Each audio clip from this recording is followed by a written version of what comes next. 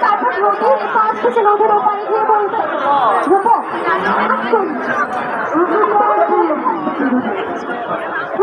চাকরি